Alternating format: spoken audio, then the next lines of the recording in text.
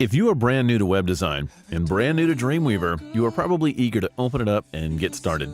However, before we start using Dreamweaver, it's important to go over some of the more fundamental concepts and best practices of web design.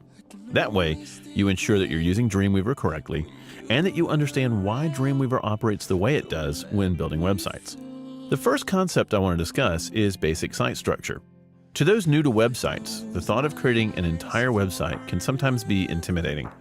The truth of the matter is that most websites are in fact quite simple. Websites, at their core, are merely a collection of files and folders, just like any other project on your computer. Although every website is different, some standards have emerged when structuring your site that can help keep your site organized and running smoothly. To create your website, you'll first need a folder on your hard drive to put it in. This folder is referred to as the root folder, and later, when you define your site, this is the folder that you'll point Dreamweaver towards. Inside the root folder, you will structure your files and folders based on how they need to appear online.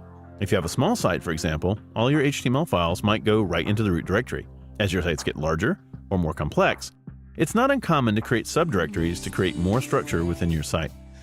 You can easily see this structure when browsing online. If we go to lynda.com, for example, and look at the About Us portion of the website, we can see that the URL is lynda.com/aboutus/mission.asp.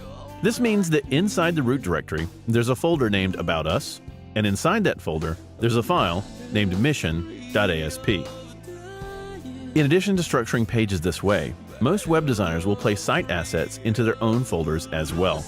It's a good way to organize the site and make additional assets easier to find.